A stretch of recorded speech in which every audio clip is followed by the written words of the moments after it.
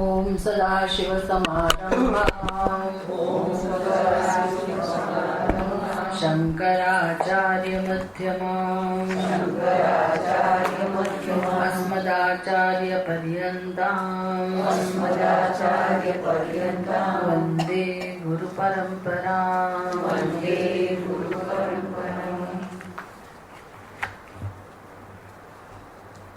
મુંડક ઉપનિષદના અધ્યયન પછી આ ઉપનિષદનું અધ્યયન કરવું જોઈએ એવું કથન છે. ખાસ તો એટલા માટે જે સવારે મારે કહેવું હતું પણ એ વસ્તુ જરાક કહી ગઈ લાગે છે કે હું પોતે માનું છું કે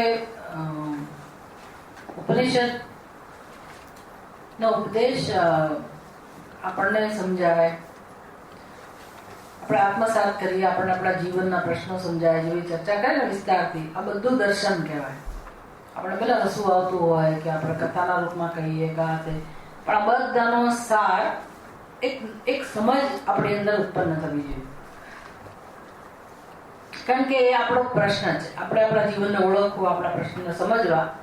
ખરેખર પ્રશ્ન કયો છે જીવનનો, એમ આ બીજા બધા પ્રશ્નો નથી એવું નથી, પણ એ બધાનું કારણ એક બીજો પ્રશ્ન છે. અને એ મૂળભૂત પ્રશ્નનો ઉકેલ તમે ના લાવો ત્યાં સુધી તમને કોઈ જન્મમાં શાંતિ મળવાની નથી.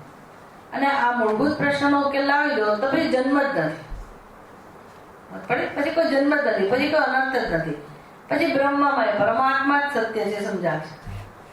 અને પછી આ કોનો જન્મ ને એ બધું પણ બરાબર સમજાઈ જશે. કોણ જન્મ્યું, આ બધું જગત શું છે. અને આ મુનિએ બહુ સરસ રીતે બધા પ્રશ્ન પૂછે છે અને એના ગુરુજી ઉત્તર પણ બહુ સુંદર આપે છે. એટલે આપણે આપણી રીતે પહેલા આ બધી વસ્તુઓને છણાવટ કરીને સમજી લેતા હોઈએ કે આપણું જીવન આ બધું સમજવા માટે છે, નહીં કે નવા નવા પ્રશ્નનો સામનો કર્યા કરીએ અને એક માંડ ઉકેલા તો બીજો આવ્યો, બીજો ઉકેલા તો ત્રીજો આવ્યો, એમ અંત જ નથી.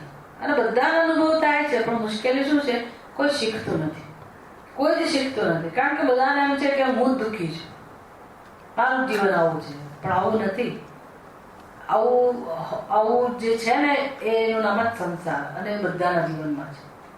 એટલે આ બધા પ્રશ્નોને તમારે એક સાથે એક જ ખાતામાં ખતવવા હોય તો ખતવી શકો. કે મારા એકના જીવનમાં નથી, કે હું દુર્ભાગી છું એવું પણ નથી, મારા કર્મનું ફળ ભોગવવા મારી હાલત છે આવું પણ નથી. આ બધું અધકચરી વસ્તુ છે. અને વેદ સિવાય કોઈ આ શીખવાડતું નથી. બધી જગ્યાએ એવું જ કહે કે આ તમારા કર્મો અહીં સુધી લઈ આવે, મૂકે તમને કે તમારા પૂર્વના કોઈ કર્મો છે એનું તમે આ ફળ ભોગવો છો. વેદ આવી વાત નથી કરતો. વેદ કહે છે કર્મનો સિદ્ધાંત જરૂર છે, પણ મનુષ્યનો જન્મ કર્મ ભોગવવા નથી. પડે મનુષ્યનો જન્મ મોક્ષ માટે છે. બધી ચર્ચા કરે ને એનો અર્થ સાર શું કહેવાય, આપણો જન્મ શેના માટે છે, મોક્ષ માટે, ભોગવવા માટે નથી. કશું સારું ભોગવવા માટે નથી, ખોટું ભોગવવા માટે નથી. જ્યાં સુધી અજ્ઞાન છે ત્યાં સુધી આ બધું ચાલે છે ભોગવવાનું, કે ભાઈ સારું કરો તો સારું ફળ મળે, ખોટું કરો તો ખોટું. પણ તો ક્યાં સુધી મારે સારું કરવાનું, એટલો પ્રશ્ન થવો જોઈએ ને. જે ખરેખર આરામ પ્રિય હોય ને એને તો પ્રશ્ન થવો જ જોઈએ. બીજા બધા ભલે દોડે રાખે, પણ જે આરામ પ્રિય હોય ને નથી ગમતું ને એને તો ક્યાં સુધી કરવા, નથી કરવું, જાઓ હવે મારે નથી સારું નથી કરવું, મારે સારું જોઈતું નથી. આરામ પ્રિય માણસ આવું જ કે થાય કરી લે ભગવાન, હું નહીં કરું એટલે નહીં કરું. કેટલાક લોકો અવાજ હોય તો એ વળી પાસે તરી જાય. આપણને એમ લાગે કઈ કરતા નથી, કઈ વાંધો નહીં, એ વિચારતા બહુ હોય અંદરથી, અને નથી કરવું. કેમ તો કે મને સારું જોઈતું જ નથી, મને પુણ્ય નથી જોઈતું, પુણ્યનું ફળ નથી જોયું, મારે કઈ જોઈતું જ નથી, તો ભગવાને શું કરવા માંગતું, કઈ ના કરે. આવું છે. જો તમે નક્કી કરી લો, જો તમને આરામ ગમતો હોય ને તો પછી એનો ઉપાય શોધી કાઢો. તમારે આરામ જ કરવો છે તો કઈ વ્યવસ્થા છે કે નહીં ભગવાન તમારી દુનિયામાં? ભગવાન કે એની જ વ્યવસ્થા છે. આ બધા દોડે છે ને અકર્મીના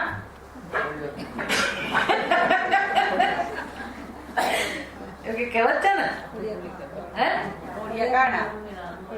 અકર્મીનો પડ્યો કાણો એક છે, પછી સત્કર્મીની જીભ અને અકર્મીના ટાંડિયા એવું પણ છે પડે. એટલે એ દોડ્યા કરે તો ભલે દોડ્યા કરતે, એ જેને દોડધામ કરવી હોય દોડધામ ભલે કરે. પૈસા કમાવા માટે તમારે જરૂર તો દોડધામ કરો તો વાંધો નથી, પણ જીવન જરૂરિયાતની વસ્તુઓ માટે તમારે જે કરવું કરો પ્રેમથી કરો, એ ઉપદેશ છે. અને ન કરવું એના માટે ન કરવું હોય તો વાંધો નથી, પણ તમને પ્રયોજન ખબર હોવી જોઈએ કે બીજું શું કરવું, આ નહીં કરીને શું કરવું. એટલે કે ખાવા પીવાની માટે તમે દોડધામ કરતા હો, પ્રયત્ન કરતા હો, પુરુષાર્થ કરતા હો, તો એનો શાસ્ત્ર કઈ એનો વાંધો નથી ઉઠાવતું. પૈસા કમાવાય તમારે પણ એની મર્યાદા હોય, દરેકની મર્યાદા હોય ત્યાં સુધી તમે કરો. પણ પછી તમારું મુખ્ય જીવનનું પ્રયોજન શું છે? તો કે બુદ્ધિનો તો ઉપયોગ કરવો જ જોઈએ, વિચાર તો જીવનમાં હોવો જ જોઈએ, અને આપણા મૂળભૂત પ્રશ્નને આપણે શોધી કાઢવો. અને એમાં આપણને આ ગ્રંથો બહુ જ મદદરૂપ થતા હોય છે. એટલે સત્સંગનું પ્રયોજન આ છે કે આપણા જીવનના મૂળભૂત પ્રશ્નને ઓળખો અને એના ઉકેલ માટે જીવન જીવવું. તો આ પ્રશ્ન જો તમારી બુદ્ધિમાં મહત્વતા પ્રાપ્ત કરશે, તમે જો આને જ મહત્વનો ગણશો કે મારે દુઃખમાંથી મુક્ત થવું જ છે, અશાંતિમાંથી, શોકમાંથી, વિષાદમાંથી મુક્ત થવું જ છે, અને આ એક જ પ્રશ્નનો ઉકેલો લાવવા માંગુ છું, એ જો નક્કી થશે તો સંસારના બધા પ્રશ્નો ગૌણ બની જશે. જતા નહીં રહે, પણ એ તમને સતાવશે નહીં. અને એ પ્રશ્નનો ઉકેલ આપણા હાથમાં છે નહીં, અને તમે લાવશો તો નવા નવા પ્રશ્નો આવવાના જ. એટલે બુદ્ધિમાન માણસ શું કરે? મૂળભૂત પ્રશ્નને દૂર કરે. જો એ થઈ જતું હોય અને શાંતિથી એ પ્રશ્ન ઉકેલાતો હોય, અને ઉપનિષદ તો કહે છે આ એક જ પ્રશ્ન ઉકેલાય એવો છે. સમજી લો, એક જ પ્રશ્ન ઉકેલાય એવો છે. કયો? શોકમાંથી મુક્ત થવા. એક જ પ્રશ્ન ઉકેલાય એવો છે. તમે એના માટે તમારી બુદ્ધિનો ઉપયોગ કરો, જીવનનો ઉપયોગ કરો, શક્તિઓનો ઉપયોગ કરો, તો ભગવાન બધી સહાય કરવા તૈયાર છે. નહીતર એ જ કરે છે બધું. પણ હવે આપણને એવું લાગે છે કે હું કરું તો ભગવાન શું કરે છે. એટલે જયારે સમજાશે કે આ બધું બહુ આનંદ આપનારી વસ્તુ છે. આ સમજ એટલે કે એવું નહીં કે આપણો શોખ ક્યારે જશે. તમે જેવું આ માર્ગે પ્રયાણ શરૂ કરો ને એટલે આનંદની યાત્રા શરૂ, સમજી લેવાનું. આ બધું અંદરથી ખુલતું જાય. જેમ જેમ તમારું દર્શન ખુલતું જાય, દ્રષ્ટિ ખુલતી જાય, એમ આનંદ પણ આવતો જાય. અંધકારમાંથી આપણે આમ બહાર આવતા એવું લાગે, આપણને સમજાય કે વાત તો સાચી છે, મારે ખાલી બુદ્ધિ જ ચલાવવાની જરૂર છે. પણ બુદ્ધિ કેમ ચલાવવી? શાસ્ત્ર કે એ દિશા પ્રમાણ જોઈએ. પ્રમાણ કે ખરું દર્શન કોણ કરાવે છે, ખરો રસ્તો મને કોણ સુજાડે છે, એ દિશામાં જો આપણું મગજ કામ કરતું થઈ જાય તો પરમાત્માને જાણવો જરાય અઘરો નથી. એ તો આનંદ જોઈએ ને, કારણ કે બધું જ પરમાત્મા છે. અત્યારે આ ક્ષણે જે છે પરમાત્મા જ છે. એનું દર્શન કેમ ના થાય? એનું દર્શન જ ખરેખર તો થાય, બીજું કઈ ના થવું જોઈએ. આપણી બુદ્ધિમાં એવું આવરણ છે ને, એટલે તમારી આંખ આડે એક આવરણ આવી ગયું હોય તો ગમે તેટલો મોટો ડુંગર હોય, તરણા ઉતરે ડુંગર, એવું સાંભળ્યું છે ને? ડુંગર ના દેખાય તો ડુંગર ન દેખાય, આટલો મોટો ડુંગર ના દેખાય, દેખાય પણ કેમ નથી દેખાતો? કોણે ઢાંક્યો? આટલા તણખલા, આટલું વસ્તુ તુચ્છ તણખલું ડુંગરને ઢાંકી શકે? ન ઢાંકી શકે. તો કેમ ડુંગર ઢંકાઈ ગયો? તો કે તણખલાએ ડુંગરને નથી ઢાંક્યો. તણખલાએ કોને ઢાંક્યું? આની દ્રષ્ટિ આંખને. એમ આપણી અંદરની દ્રષ્ટિ છે એ અવરુદ્ધ છે, પડી ત્યાં આવરણ છે. એટલે પરમાત્મા આખું વિશ્વ જે કંઈ તમે કહો છો બ્રહ્માંડ, એ સાક્ષાત પરમાત્મા છે. પણ આપણી દ્રષ્ટિની આડે જે આવરણ છે એને કારણે નથી આપણને આપણી અંદર પરમાત્મા દેખાતો કે નથી અન્ય કે. અને બુદ્ધિથી જાણવાની વસ્તુ છે. એ તમે જાણી લો તો આંખોથી તો પરમાત્મા અત્યારે પરમાત્મા જ દેખાય છે, જે હોય એ જ દેખાય. કારણ કે આંખો આપણું સર્જન નથી, એ પરમાત્માની અભિવ્યક્તિ છે. આંખોમાં જોવાની વ્યવસ્થા છે એ પણ પરમાત્માની અભિવ્યક્તિ છે. અને જે દેખાય છે પણ શું છે? બધું શીખવાડે છે શાસ્ત્ર, બધું શીખવાડે. તત્વબોધ જેવો ગ્રંથ તમે જુઓ કે આ કેવી રીતે જગતની ઉત્પત્તિ માટેનું મોડેલ બતાવે, બધું સ્પષ્ટ થઈ જાય કે એ જ ભોગતા છે ને, એ જ ભોગ્ય છે, એ જ જળ છે ને, એ જ ચેતન છે, જે કઈ છે એ જ છે. તો હું જુદી કેવી રીતે હોઉં? નથી જુદા આપણે કેવી રીતે હોઈ શકીએ પરમાત્મા? અને પછી પરમાત્મા એટલો નજીક આવે, આપણે સમજી શકીએ કે હા, આપણી આ જ્ઞાનેન્દ્રિયો, કર્મેન્દ્રિયો, મન, બુદ્ધિ, વિચારો, હૃદય, ભાવના જે કઈ છે એ ચૈવ સાત્વિકા ભાવાહ રાજસાસ તામસાશ્ચ મત્ત એવેતિ તામ વિદ્ધિ. ભગવાન કહે છે બધું હું જ છું. આનું નામ જ્ઞાન. જ્ઞાન એટલે એવું નહીં કે તમે બધા હવે તુચ્છ છો ને હવે મેં ભણી લીધું મને કઈ જ્ઞાન થયું. આવું કોઈ જ્ઞાન નથી જગતમાં. પરમાત્માનું જ્ઞાન આવું નથી. બીજા બધા વિષયનું જ્ઞાન એવું હોય કે ભાઈ આપણે જાણતા હોય, બીજા ના જાણતા હોય. પણ આ જ્ઞાનમાં તો જાણનારો જ જતો રહે, એનું જ્ઞાન પડે. એટલે જે દ્રષ્ટિ છે ને પોતાના વિષયની અંદર જે બુદ્ધિમાં ખ્યાલ છે એ મને મારા સ્વરૂપ વિશે ખોટું દર્શન કરાવે છે. અને ભગવાન વિશે ખોટું દર્શન કરે. બસ એ ઉકલી જાય, એ શાસ્ત્ર કામ કરાવે છે. અને એના માટે મનુષ્યનો જન્મ છે. એ આપણો રોજ જતર બુદ્ધિમાંથી એના માટે ખૂબ પુણ્ય જોઈએ, ખૂબ સત્કર્મ જોઈએ. એટલે ધર્મનો ઉપદેશ આપવો પડે. એટલે આપણું જીવન એવું હોવું જોઈએ કે જેથી કંઈક એવું પુણ્ય આપણા ખાતામાં જમા થાય અને આપણને રસ પડે જ્ઞાનમાં. જ્ઞાનમાં રસ પડે પછી કોઈની તાકાત નથી કે આપણને દુઃખ સ્પર્શે. સચ્ચિદાનંદ સ્વરૂપ પરમાત્માના જ્ઞાનમાં બીજું બધું જ્ઞાન તે ઊંચું લાવનારું છે, પણ ભગવાનના સ્વરૂપનું જ્ઞાન, પરમાત્માનું જ્ઞાન, એમાં જ્યારે રસ પડે, એ રસ પડવા માટે ખૂબ બધી ઈશ્વરની કૃપા જોઈએ. 4 કૃપા કહીએ છે ને, ઈશ્વર કૃપા, ગુરુ કૃપા, શાસ્ત્ર કૃપા, બહુ જોઈએ. અને એ કૃપા મેળવવા માટે આપણું જીવન એવું હોવું જોઈએ કે જ્ઞાન આમના મફતમાં ના મળે. ગમે તે બુદ્ધિશાળી હોઈએ તો પણ એ જ્ઞાન આપણને ના મળે. એ જ્ઞાન સ્વરૂપ પરમાત્મા પોતે જ પ્રગટ થતા હોય છે. આવું બધું છે. આ સત્સંગનું ફળ છે. તમે જેટલો સત્સંગ પ્રેમથી કરો, સત્સંગ થવો જોઈએ. આવ્યા એટલે આપણે સત્સંગ કરીએ છીએ એવું નક્કી નથી થતું. આવ્યા પછી સત્સંગનો લાભ લઈએ અને એમાં આપણી બુદ્ધિ ભરવાય તો સત્સંગ કર્યો કહેવાય, તો એનું ફળ મળે આપણને. અને મળે જ, શું કામ ના મળે? સત્સંગનું ફળ આવી રીતે સત્સંગ થાય તો જરૂર મળે. સારું, એટલે હવે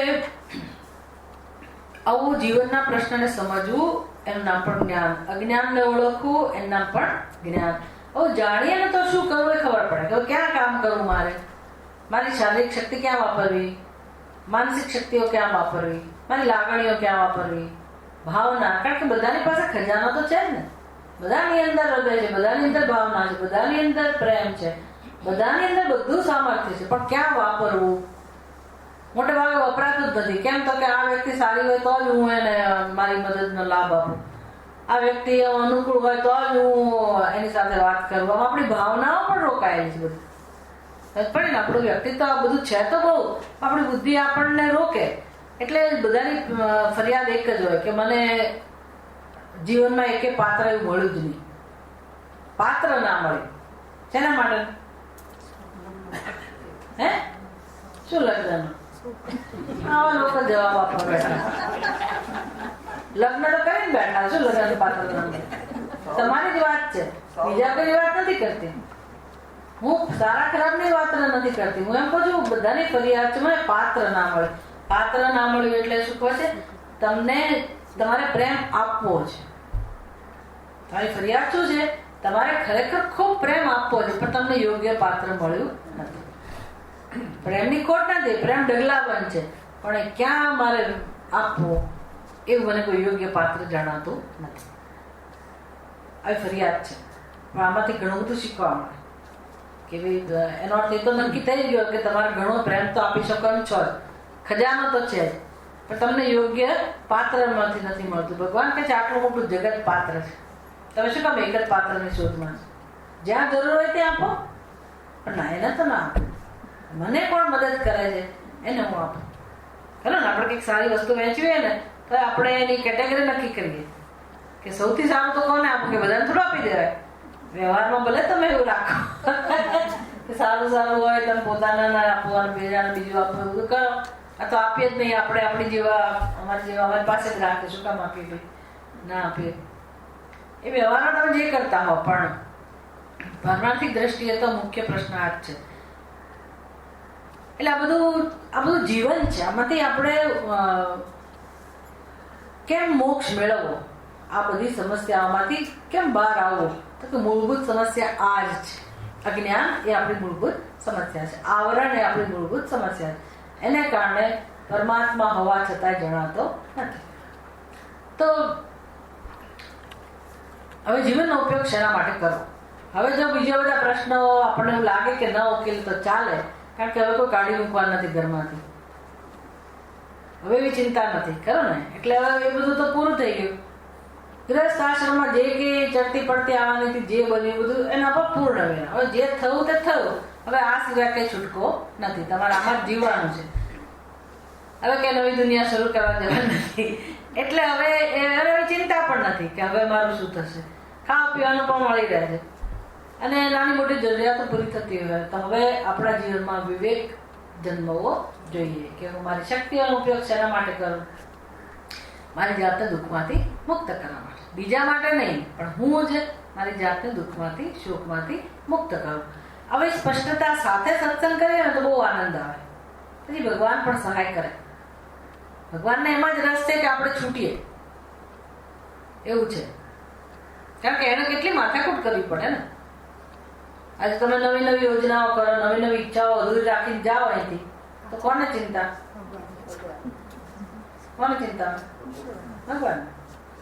બાર વગરની ચિંતા આવે કે આને ક્યાં ઠેકાણું પાડવું, કઈ જગ્યાએ જન્મ આપવો, કેટલું આયુષ્ય આપવું, અને કેટલા લોકોની સાથે એની લેણ દેણ, કેવી રીતે ક્યાં ક્યાં કેટલું બધું કરવું પડે. એની બદલે આ એક ગયો, શાંતિ.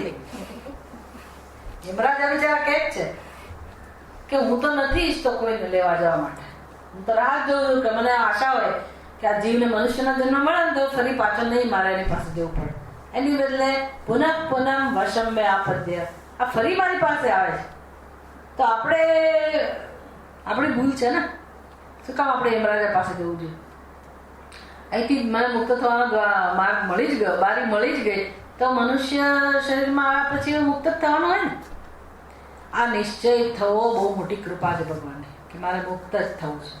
જેવો નિશ્ચય હોય ને એ વ્યક્તિ પોતાનું ભલું કરે શાસ્ત્રની મદદથી. સારું, આટલી ભૂમિકા પૂરતી છે ઉપનિષદના અધ્યયન માટે. બહુ મોટી ભૂમિકા મેં આપી, પણ એમાં ઘણા બધા પ્રશ્નો જવાબ આવી ગયા. હવે તો ખાલી આપણે પ્રશ્નો જ વાંચવાના છે. બીજું મારે એ કહેવું હતું કે આ ઉપનિષદ વેદના 4 ભાગ હોય છે. આમ આપણે 2 ભાગ જાણીએ છીએ. કયા 2 ભાગ? કર્મકાંડ અને બીજું જ્ઞાનકાંડ. ઉપનિષદના ઘણા દ્રષ્ટિબિંદુથી વિભાગ પડે. એમાં એક આપણે મુખ્ય 2 જાણીએ છીએ, પાછા એક દ્રષ્ટિ બીજા 3 વિભાગ પણ હોય. કર્મ, ઉપાસના અને જ્ઞાન. આ વેદના 3 ભાગ છે. કર્મ, ઉપાસના અને જ્ઞાન. કર્મ એટલે સાંસારિક કર્મ નહીં, એ તો પ્રશ્ન જ નથી, એ તો ગમે તે કરવાના જ છે બધા. પણ કર્મ એટલે વેદમાં જે ઉપદેશ છે તે ધર્મમ ચર, સત્યમ વદ, હિંસા મા કુર્યા, આ બધા જે ઉપદેશ, અતિથિ દેવો ભવ, માતૃદેવો ભવ, પિતૃદેવો ભવ, આ ખરેખર કર્મ જેને ધર્મ કહેવાય તે. એના આધારે આપણું જીવન હોય.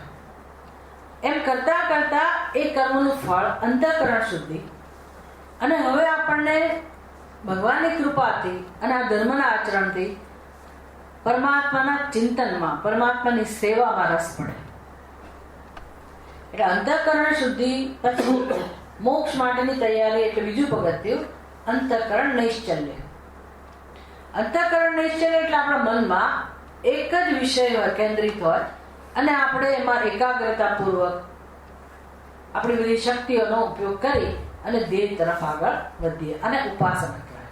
એના માટે વાનપ્રસ્થ આશ્રમ છે. કર્તવ્ય પૂરું થઈ ગયું, હવે બાળકો મોટા થઈ ગયા, બધાની જવાબદારી સરખું ગોઠવાઈ ગયું. હવે પતિ પત્ની બંને જણા પોતાનું જીવન બહુ નિર્મળ રીતે, પવિત્ર રીતે, શાંત ચિત્તે પસાર કરશે.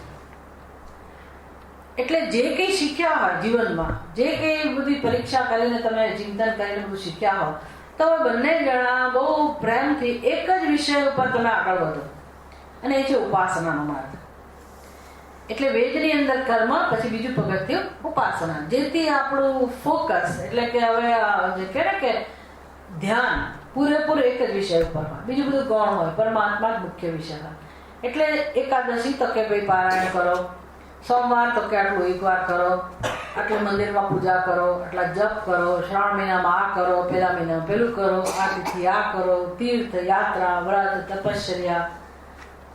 આ તો શ્રવણ મનન તો સમજી જ લેવાનું તો હોય, પણ આપણું જીવન આ બધાથી ભરાઈ જાય, સાત્વિક પ્રવૃત્તિઓથી ભરાઈ જાય. હવે સંઘર્ષ, ચિંતા, બોજો આ બધું ના. અને માની લો કે હજી તમને એમ લાગતું હોય કે નાના, પણ મારા દીકરાઓ નાના છે, હજી આ, પણ એનો અર્થ એવો નહીં કે તમે ભગવાનનું ભજન ના કરી શકો. ભલે એ બધી ચિંતા હોય, એના માટે પુરુષાર્થ કરો, ના નથી પાડતું કોઈ, પણ આપણું આશ્રય તો પરમાત્મા જ બનવું જોઈએ. અને આશ્રય ભગવાનનો એકવાર મળી જાય, આપણે એના શરણે જઈએ, પછી બહુ શાંતિ હોય છે. આપણે શું કરીએ છીએ? ચિંતાઓ લઈ લઈને ફરીએ છીએ. અને ભક્તિ કરીએ પણ કહેવાતી ભક્તિ, તો એનો કોઈ અર્થ નથી.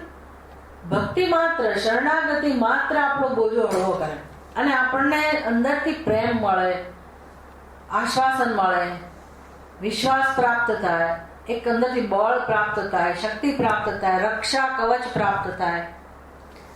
આ બધું ફળ છે, ભગવાનની ઉપાસનાનું ફળ છે. એ એવું નહીં કે આજે હું ઉપાસના કરું કાલે ફળ મળે, એવું નહીં. તમે જ્યારે પાઠ કરતા હો, જેમ કે નારાયણ કવચ કે દેવી કવચ, એવું કોઈ પાઠ કરતા હો, તો પાઠ કરતી વખતે જ મને રક્ષા મળે, રક્ષાનો અનુભવ થાય, સુરક્ષાનો અનુભવ થાય કે ભાઈ હા દેવી દેવતાઓ રક્ષા કરે છે. સૂર્યનારાયણ આ ઓપરેશન બહુ સરસ શીખવાડ છે આપણને કે કેમ જીવનમાં ઉપાસના થાય. તો પ્રત્યક્ષ દેવતા સૂર્યનારાયણ છે, એની ઉપાસના કરતા આપણને શીખવાડે. તો આ બધા તત્વો આપણી આજુબાજુ છે, એની સાથે કેમ જોડાવું, પણ જોડાયેલા જ છીએ ખરેખર તો, પણ આપણી કલ્પનાથી, ખોટા વિચારથી, ખોટા વ્યવહારથી, ખોટા સંસ્કારથી આપણે દૂર દૂર જતા રહ્યા, વિમુખ બની ગયા. તો કેમ પાછું એ ભગવાન તરફ આગળ વધવું અને જાણવું કે પરમાત્માની શક્તિથી જ આ બધું ચાલે છે. તો હું શું કામ આટલી ચિંતા કરું છું, કેમ મારા જીવનમાં આટલું ટેન્શન છે, કેમ દુઃખ છે. એટલે જેમ જેમ આપણે એનો સહારો લેતા જઈએ, ભગવાન નજીક લાવીએ, એમ આપણું દુઃખ ભગવાન લઈએ. ભગવાનનું એક જ કામ છે, હરતી દુઃખાની ઇતિ હર. હર કોને કહેવાય? હર કોનું નામ છે? હરેતી હરેતી હરેતી વા હર શિવ અને હરિ કૃષ્ણ, બંનેનો અર્થ એક જ થાય. હરતી દુઃખાની હરતી પાપાની ઇતિ હર. અને એ તો એવા સરસ દેવતાઓ છે કે તમારે કે કહેવું ના પડે કે મારું આટલું આટલું દુઃખ છે. હર હર હર હરેતી હરેતી હરે હર હર હર શિવ શિવ શિવ ભવ ભવ ભવ મહાદેવ મહાદેવ. બસ આટલું બોલો ને કામ થઈ જાય. સ્વામી દયાનંદજી મહારાજ બહુ અમને કહેતા કે આ તમે ટ્રેનમાં મુસાફરી કરો તો ચા વાળો નીકળે, ચા કે કોફી વાળો, એ શું બોલતો બોલતો નીકળતો હોય? કોફી, ચાય વાલા ચાય વાલા ચાય વાલા, ખરું ને આટલું બોલે. આપણે આપણા કાને જેવો શબ્દ પડ્યો કે ચાય વાલા, એટલે તમારે એ ખાલી એ એટલું જ કરો, અથવા એ ચા. હવે ચા નથી એ, પણ એ ચા, પણ એ સમજે છે કે નથી સમજે? ખાલી એ કહો તો એ જવાબ આપે છે, ચા એવું કહો તો એ જવાબ આપે, ખરું કે નહીં? એ આવે છે, પછી તમે શું, કેમ છો, મજામાં છો, તમે મારી આટલી મુશ્કેલી દૂર કરશો, મને અત્યારે બહુ માથું દુખે છે, મને બહુ ચા પીવાની ઈચ્છા થઈ છે, મને ચા આપશો, કેમ? આવું કશું હોય છે. તમે એ આ બોલાવો એટલે એ તમને ચા ભરીને આપે અને તમે એને પૈસા આપો અને એ ચાલતો થઈ જાય. કામ થઈ જાય છે કે નથી જતું? એમ જયારે તમે એમ કહો ને હરી હરી હરી, તો એ તો સર્વત્ર છે. જેવું તમે હરી એમ કહો એટલે દોડીને આવે છે. અને એનું કામ શું છે? તો કે ચા વાળાનું કામ શું હતું? ચા આપવી. અને આમનું હરનું કામ કે હરિનું કામ શું છે? હરી લો. તમે કહેવું ના પડે કે આટલા વર્ષો તમારી ભક્તિ કરે છે, મેં આટલા મહિમના સૂત્રના પાઠ કર્યા, મેં આટલું કર્યું, ભગવાન હવે તો કંઈક કરો. આવું આપણે કરીએ બરાબર છે, પણ એને આવી કઈ જરૂર નથી. એ જાણે છે કે આપણા મનમાં શું ચાલી રહ્યું છે, કેટલી ચિંતાઓ છે, કેટલું દુઃખ છે, કેટલો વિષાદ, બધું જાણે છે. આપણી ફરજ શું છે? સ્મરણ કરવું. નામ છે આખો વાનપ્રસ્થ આશ્રમ 25 વર્ષ આના માટે જ આપે છે. તમે કોનું સ્મરણ કરો? વિચાર કરો. એટલે એ બધું સ્મરણ ન કરવું નહીં, પણ એ કે દુઃખ હરનારી વસ્તુ નથી. તમે આ માર્ગે આવી જાઓ, આનું સ્મરણ કરો જે રીતે કરવું જોઈએ. હા, એ રીતે લોકો પછી આમ ગણ્યા કરે, પેલું મશીન લઈ આવે, આટલા જપ કર્યા અથવા આટલા કરોડ આટલી માળાઓ કરી, એ બધાની જરૂર નથી. તમે તો હજી સમજાતું નથી કે તમારે એમાં ગણતરી કેમ કરવી પડે. તમે આટલા જપ કર્યા કે સોદો છે? કોને કેવું તમારે જઈને કે મેં આટલા જપ કર્યા? કઈ સિદ્ધિ મેળવવી? શું સિદ્ધિ મેળવી છે? એ નામમાં જ એટલો પ્રભાવ છે કે તમે એ ખરા હૃદયથી ભગવાનનું નામ લો, એનાથી જ તમને એટલી શાંતિ મળે. તો આખો દિવસ શું કરવાનો છે? કે નામ લો એટલે કે તમે બીજું બધું કામ ના થાય એવું તો નથી જ ને. તો કામ એ થાય, વ્યવહાર થાય, પણ તમે કોને સમર્પિત થઈ જાઓ? ભગવાન. પછી કહો મને કે કઈ ચિંતા સતાવે, કયું દુઃખ સતાવે, કયું કામ નથી થતું, પછી કહો. પણ આપણે વળગેલા છીએ સંસારને, એટલે ભગવાન શું કરે? આવું છે. અને આપણને જે જીભ આપી છે, ભગવાનના નામ અનેક આપ્યા છે, મન આપ્યું છે, બધાનો ઉપયોગ જો ભગવાનના નામ માટે થાય તો ધીરે ધીરે બધી અશુદ્ધિ જતી રહે. પછી ખરેખર જ્ઞાન સ્વરૂપ પરમાત્મા જે પોતાના હૃદયમાં છુપાઈને બેઠા છે ને, પછી પ્રગટ થાય. આમ નામ કે પ્રગટ ના થાય. ખાલી બુદ્ધિમાં તમને એમ લાગે કે મને બધી ખબર પડી ગઈ, આપણે હોઈએ ત્યાં ત્યાં જ હોઈએ, તો એવું કહેવાય નહીં કોઈને. એટલે શું કરીએ? ભગવાન તો જાણે જ છે. અને એ તો બહુ જ યમે વૈશ્ય વૃણતે તેને વલભ્ય. એ તો કહે છે કાં તો હું ને કાં તો તું. અને મારા સિવાય બીજું કોઈ પણ હશે તારી બુદ્ધિમાં, ત્યાં સુધી પ્રગટ નહીં થાય. એટલા બધા એ શું કહેવાય ને, જિદ્દી છે. જાણે છે કે આપણી બુદ્ધિમાં જો સંસાર હોય અને બીજા બધા ઉપાયો હોય તો તમે ચિંતન કર્યા કરો, ત્યાં સુધી ભગવાન પ્રગટ ના થાય. આ એના બધા નિયમો છે. આ જાણી લેવું સારું. ફરક પડે ને એટલે આપણે એમાંથી બધા નીકળીએ બહાર. કારણ કે સત્સંગ વખતે ઊંઘ આવે છે એનો અર્થ કે આપણા કરોડો જપે નકામા છે. મારી પાસેથી તો પેલા કયા તમારા જૈન મુનિ છે,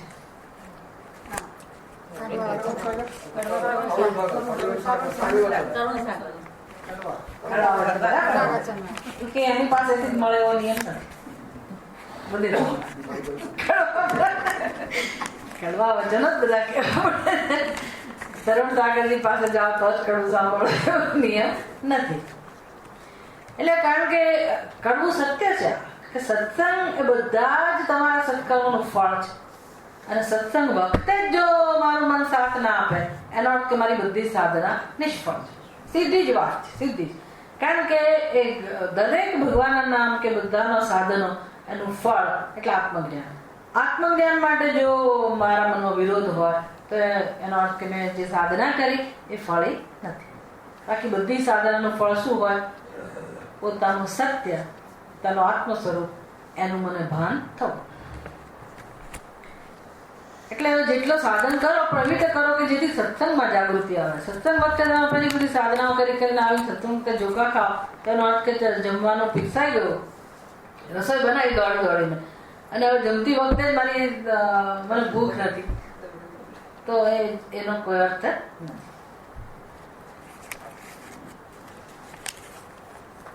તો ઉપનિષદના વેદના 3 ભાગ: કર્મ, ઉપાસના અને જ્ઞાન. આ એક દ્રષ્ટિબિંદુથી વિભાગીકરણ છે. હવે બીજા વિભાગ કયા છે ઉપનિષદના વેદના? તો એમાં એક વિભાગ છે સંહિતા વિભાગ. સંહિતા વિભાગ એટલે એમાં મંત્રો હોય, મંત્ર વિભાગ. પછી બીજો વિભાગ બ્રાહ્મણ હોય, ત્રીજો વિભાગ અરણ્ય હોય, અને ચોથો વિભાગ ઉપનિષદ હોય. આવા 4 વિભાગ છે. એટલે દરેક ઉપનિષદ છેલ્લા વિભાગમાં જ હોય. વેદાંત જેને કહીએ એ જ જગ્યા હોય નિયમ નથી. કેટલાક ઉપનિષદ જેમ કે ઈશાવાસ્ય ઉપનિષદ છે તો મંત્ર વિભાગમાં પણ હોય. આવી ટેકનિકલ તમને કદાચ ડિસ્કશનમાં રસ ના હોય, પણ કોઈકને રસ હોય તો ઉપયોગી થાય. એટલે મંત્ર વિભાગની અંદર ઈશાવાસ્ય ઉપનિષદ છે. આ ઉપનિષદ જે આપણે ભણવાના છીએ એ બ્રાહ્મણ વિભાગમાં છે. બ્રાહ્મણ એટલે શું? તો કે મંત્રની જ સમજ આપવામાં આવતી, વિસ્તાર. પછી એમાં જે મંત્રો કયા હોય, મંત્ર વિભાગની અંદર એનો વિનિયોગ હોય કે ભાઈ મને અમુક મંત્ર શીખવાડવામાં આવ્યો, પછી તમે જે યજ્ઞ આગાદી કરતા હો તો આ મંત્ર બોલીને આહુતિ આપો, એને કહેવાય વિનિયોગ. એનો બોધ આપવામાં આવતો હોય બીજા વિભાગની અંદર, અને એ મંત્રની વિસ્તારથી સમજ આપવામાં આવતી બ્રાહ્મણ વિભાગ. ત્રીજો વિભાગ આરણ્ય વિભાગ, એટલે અરણ્યમાં જઈને, એટલે વાનપ્રસ્થાશ્રમ. વાનપ્રસ્થાશ્રમમાં ક્યાં જવાનું હોય? વનમાં, અરણ્યમાં. એટલે નિર્જન પ્રદેશમાં અથવા શાંત સ્થળે એવી જગ્યાએ જઈને જે ઉપાસના કરવાની છે એ બધો બોધ જ્યાં અપાતો હોય એને આરણ્યક વિભાગ કહેવાય. ઉપનિષદ કોને કહેવાય? જેમાં માત્ર જ્ઞાન હોય, જેમાં સ્વરૂપની સમજ હોય. તો એ જે જ્ઞાનની ચર્ચા હોય, આત્માનું જ્ઞાન કહો. આત્મા આપણે અત્યારે આપણા દ્રષ્ટિબિંદુથી આત્મા કહીએ છીએ. મારો આત્મા ને તમારો આત્મા ને પશુઓનો આત્મા ને પક્ષીઓનો આત્મા, એ ઉપાધિને ધ્યાનમાં રાખીને કહીએ છીએ આનો આત્મા. સત્ય એવું છે કે આત્મા એક જ છે. અને એક પરમાત્મા છે. આત્મા ને પરમાત્મા એવી જુદી વસ્તુ નથી. એટલે હવે જીવાત્મા ક્યારે પરમાત્મા બનશે? તો આની અંદર ઘટાકાશ, એની અંદર એક આકાશ હોય કે નહીં, એ ઘટાકાશ એ પૂર્ણ આકાશ ક્યારે બનશે?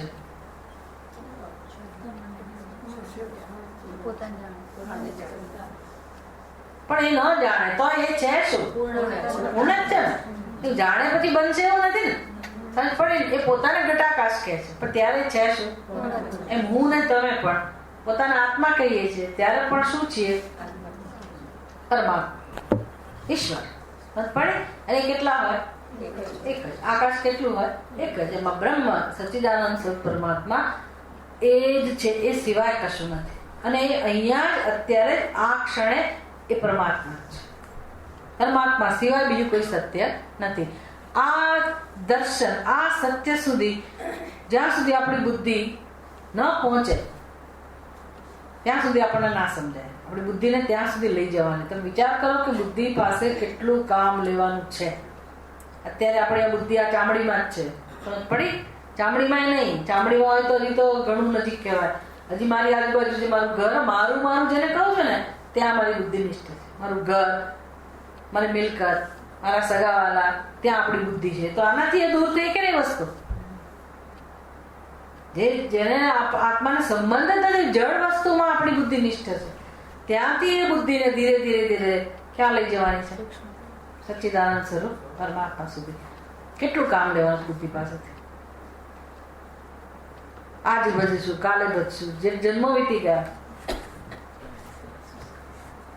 અને હજી આપણને નથી થતું કે ચાલો હજી સમય તો છે, લાવો ને કામ શરૂ કરી દઈએ. એટલે સવારે વાત કરી કે 3 અવસ્થા છે, જાગ્રત, સ્વપ્ન, સુષુપ્તિ. 3 અવસ્થામાં આપણે જીવન જીવીએ છીએ. તો તમે શેમાં જીવન જીવો છો? 3 અવસ્થામાં આપણું સત્ય શું છે? આપણી બુદ્ધિમાં અજ્ઞાન. 3 અવસ્થામાં ઊંઘે જ છે ને. તો આખું જીવન જન્મથી મૃત્યુ શું કરીએ છીએ? ઊંઘે. આ બહુ મહત્વનો સંદેશ છે. જરાક વિચાર કરી જોજો કે આપણે ક્યારે જાગીએ છીએ. કેટલા જન્મોથી ઊંઘે જ છે ને, તો કયા જન્મમાં જાગીશું? પડી. એટલે આ જાગરણ આપણા જીવનમાં આવવું જોઈએ. અને સત્સંગ એક જ પ્રવૃત્તિ એવી છે કે જેમાં જગાડવાનું કામ થતું હોય છે. અને જ્યાં જ્ઞાન હોય ત્યાં સાચી વસ્તુ કહેવામાં આવતી હોય ત્યાં. અને એ ઉપનિષદ એક જ કહી શકે. બાકી બીજી જગ્યાએ એના માટે તૈયારી કરો કે આપણે સમજવા માટે તૈયાર થઈએ. એટલે અઘરી વસ્તુ છે આ સમજવાનો. પોતાના જ સ્વરૂપ રાખવાની વાત છે. ભગવાનમાં શું કામ મને રસ હોય? કોઈને ભગવાનમાં રસ ના હોય, સમજી લો. કોઈને જ્ઞાનમાં રસ ના હોય. ભગવાનમાં કોઈને હોય જ નહીં, હોય શકે પણ નહીં. બીજામાં રસ લાંબો સમય ચાલે નહીં, અને કોઈ કરે પણ નહીં. એટલે જ્ઞાનમાં કોઈને રસ હોય, ભક્તિમાં રસ હોય, ઉપાસનામાં રસ હોય, સેવામાં રસ હોય, શ્રવણ મનનમાં રસ હોય. તો એટલા માટે કે સુખમાં રસ. સુખમાં રસ. જો ભગવાનને સુખને સંબંધ ના હોય તો મને ભગવાનમાં રસ ના હોય. પણ ખબર પડે કે જે સુખ હું શોધું છું, પડી જે સુખની અનુભૂતિ હું અનુભૂતિ હું ઈચ્છું છું, એને તમે જરા તપાસશો ને તો સમજાશે કે એના માટે કયો શબ્દ વાપરવો? આનંદ, સુખ, શાશ્વત સુખ, પ્રેમ, શાંતિ, મુક્તિ, સ્વતંત્રતા, પૂર્ણતા, કયો શબ્દ વાપરો? બધા શબ્દનો અર્થ શું થાય? એક જ. અનુભૂતિ એક જ થઈ ને. આમાં રસ છે કે નહીં? ગમે તેને પૂછો, મૂર્ખમાં મૂર્ખ માણસને પણ પૂછો, એનો જવાબ પણ શું હશે? આમાં જ રસ છે. અને આ જે અનુભૂતિ ઈચ્છીએ છીએ એ અનુભૂતિનું નામ જ પરમાત્મા છે. એનું નામ જ ભગવાન છે. એ જ ભગવાનનું સ્વરૂપ છે. ભગવાનનો કોઈ આકાર નથી, નામ નથી, રૂપ નથી. આ જે અનુભૂતિ છે એ જ ભગવાન છે. અને એમાં જ દરેકને રસ છે. એટલે આપણે કહીએ ભગવાનમાં રસ છે. ખરેખર શેમાં રસ છે? આત્મામાં, સુખમાં.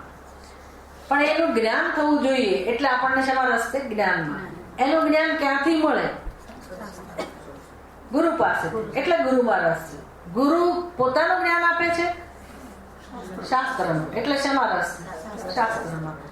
પછી એ શાસ્ત્રને સમજવા માટે હું જે કંઈ કરું ખરું ને એ બધું મને રસપ્રદ લાગે, પણ છેવટે રસ મને કશામાં નથી. એ તો નક્કી થઈ ગયું. શેમાં રસ છે? રસમાં જ રસ છે, સુખમાં જ રસ છે. અને ઉપનિષદ પાસે જાઓ તો ઉપનિષદ કહે છે તમારું સત્ય એ જ છે. તમે બીજે જાઓ છો, બીજે શોધો છો, દુઃખી થાઓ છો, એનું કારણ શું છે? તમે જાણતા એને આપણે અજ્ઞાન કહીએ છીએ. અજ્ઞાન દૂર કરવા માટે શું જરૂરી છે? સારું, તમે જ્ઞાન કહેતા, પણ જ્ઞાન એટલે મને ક્યાંથી જ્ઞાન થાય? ક્યારે જ્ઞાન થાય? સત્સંગ કરો, બધું કરો, ગુરુએ મળે, શાસ્ત્ર પણ ક્યારે? એ રીતે. પણ એ બધું ક્યારે શક્ય બને? Go back. પહેલી શરત શું? કૂતરું બન્યા હો તો કેમ મને કૂતરાનો જન્મ ના મળી શકે? ના મળી શકે કૂતરાનો જન્મ? કૂતરાનો જન્મ નહીં, એનાથી 72 જન્મ મળે ને એવા કર્મો પડ્યા હોય, સંચિત કર્મો. સમજી લેજો. મનુષ્ય થયેલા એટલે આપણે ચડિયાતા નથી થઈ ગયા બીજા બધા કરતા. એ તો જયારે ભોગવાનું આવશે ને આ બધા નહીં ઠેકાણું પડે ને તો એ હજી લાઈનમાં છે જ બધા કર્મ. એટલે ક્યારે આ બધું શક્ય બને? મનુષ્યનો જન્મ મળે છે ત્યાં. એટલું ચેક કરી લો, મનુષ્યનો જન્મ છે કે ખાલી દેખાવ જ છે કે નહીં મનુષ્યનો જન્મ? બસ તો પછી તો આ શક્ય છે, તો આ કામ થઈ શકશે. મનુષ્યનો જન્મ મળ્યો એટલે હું હવે આનંદ સ્વરૂપને પ્રાપ્ત કરી શકીશ. કારણ કે જ્ઞાન જ ઉપાય છે ને, અને જ્ઞાન માટે કઈ ઉપાધિ જરૂરી છે? મનુષ્યની. તો બીજું શું જોઈએ? ના પણ જો ને મારો દેખાવ કેવો છે, મને કેટલી ખોટખાપણ આપી, મારી પૂર્વમાં મારી કેવી દુઃખની સ્થિતિ હતી, બાળપણ કેવું ગયું, આ લગ્ન જીવનમાં ક્યાં ઠેકાણા પડ્યા. જે થવું હોય, જે થયું હોય અને જે થવું હોય એ થાય. મનુષ્યનો જન્મ ભગવાને આપ્યો એટલે કોઈની તાકાત નથી કે મને મોક્ષમાંથી કોઈ ચ્યુત કરી શકે. મોક્ષ તો મેળવી જ શકું. છ વાતની એક વાત, પરમાત્મા તો મેળવી જ શકું. દીકરા સામું જોવે કે ના જોવે, બીજા બધા જે કરવું એ કરે, અને મારા ભાગ્યમાં જે હોવું હોય. સત્સંગ સુધી પહોંચી ગયા એટલે તો મને ખાતરી થવી જ જોઈએ કે ભગવાન મને લઈ જ જશે. ભગવાન પોતાની પાસે લઈ જ જશે. ભગવાન પ્રગટ થશે જ, આત્મરૂપે રહેલા ભગવાન પ્રગટ થશે. આ બધું હશે ને તો જીવન જીવવાની મજા આવશે. નહીં તો પેલું તૈયાર જ છે બુદ્ધિમાં સવાર થવા. એકલા પડો એટલી જ વાત. જરા હમણાં કહું બધાને કે જાઓ એકલા 2 કલાક ધ્યાન કરી આવો, ગંગાજી પાસે જાઓ, શું કરો તે તો કંઈક કરવાનું શું જ છે. કોઈ એકલા શાંતિથી બેસશે નહીં. એકલા જરા બેસો. એકલા બેસો ને, બેસતા કેમ નથી? કેમ નહીં બેસતા માણસ એકલા?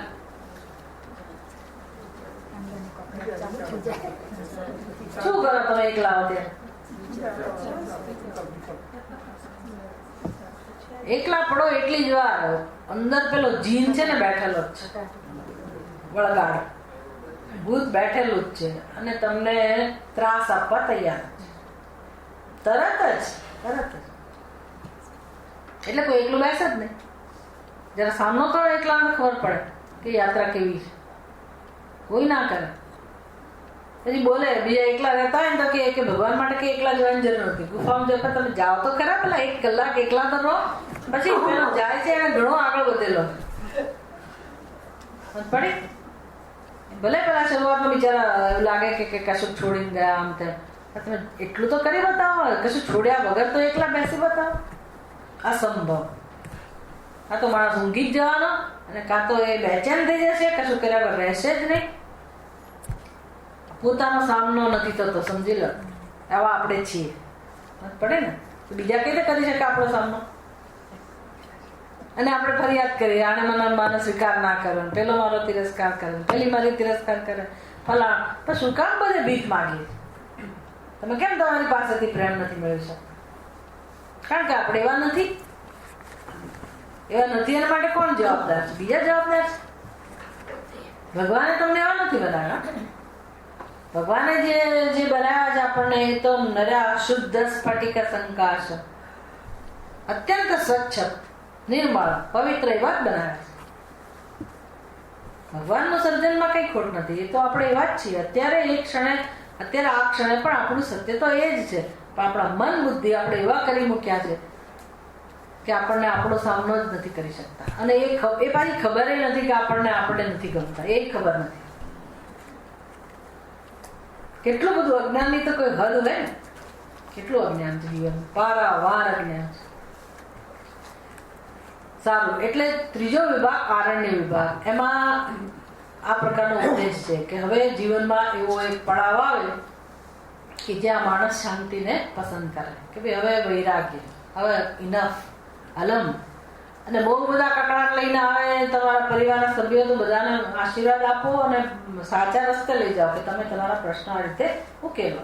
ધર્મનું આચરણ કરો, ભગવાનનું નામ લો અને અમને અમારું કામ કરવા દો. બાકી તમારાથી કઈ પ્રશ્નો ઉકેલાવાના નથી.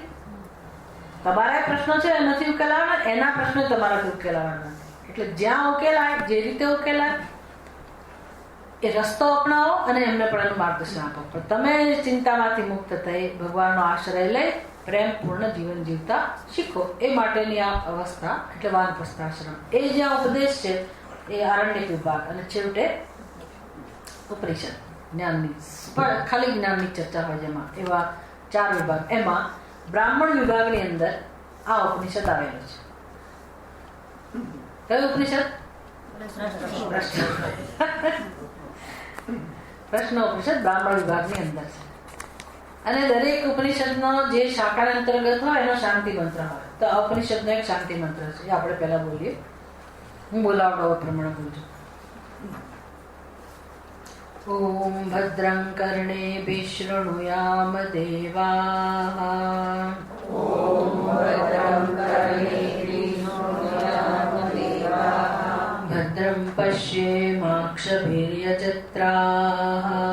ભદ્રં પશ્યેમાક્ષભિર્યજત્રાઃ. સ્થિરૈરङ्गैस्तुष्ट्वागुंसस्तनूभिः.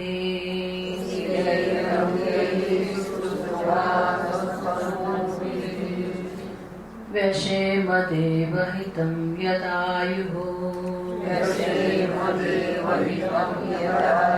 स्वस्ति न इन्द्रो वृद्धश्रवाः. स्वस्ति न पूषा विश्ववेदाः. स्वस्ति नस्तार्क्ष्यो अरिष्टनेमिः. स्वस्ति नो बृहस्पतिर्दधातु.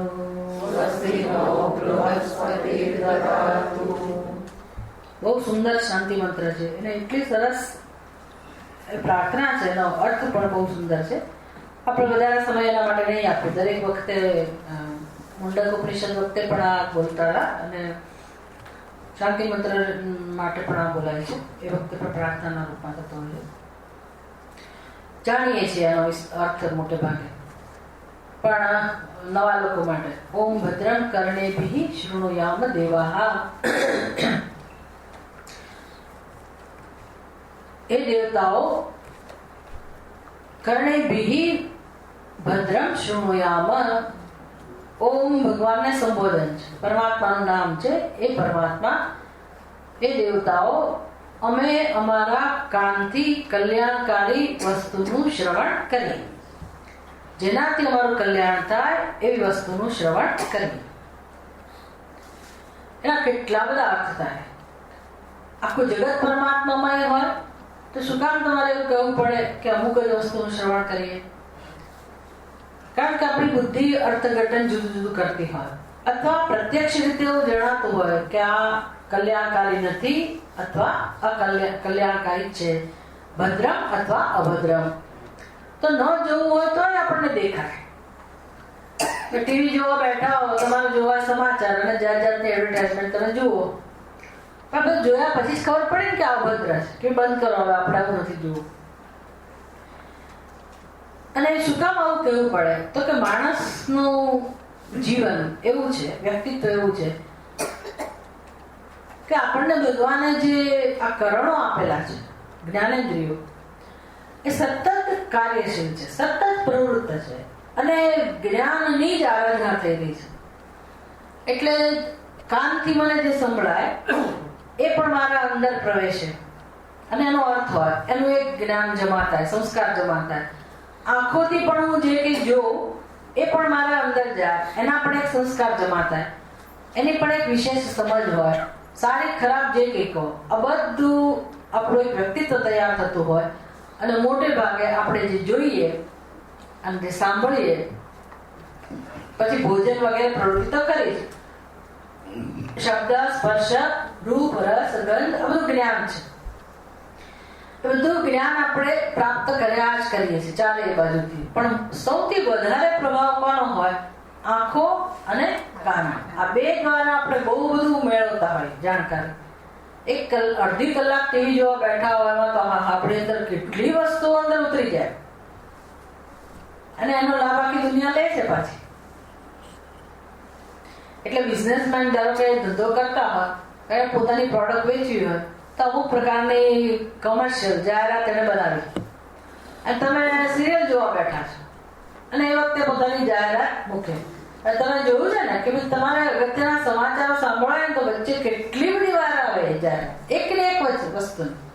ફોર્ડ ગાડી ચાલ્યા જ કરે, ચાલ્યા જ કરે. એટલે જુદા જુદા સંદર્ભમાં એ વસ્તુ મૂક્યા જ કરે. હવે તમારે ગાડી લેવાનું જયારે ઈચ્છા થાય, આ તો વિચિત્ર દ્રષ્ટાંત આપું, ત્યારે કઈ ગાડી મારે કયું દ્રષ્ટાંત આપવું જોઈએ? સાબુ.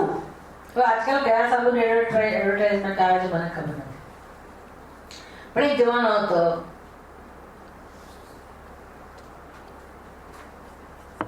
લક્સ નહીં, એડવર્ટાઇઝમેન્ટ એટલી બધી આવતી હોય એ રેડિયો દ્વારા કે ગમે તે દ્વારા.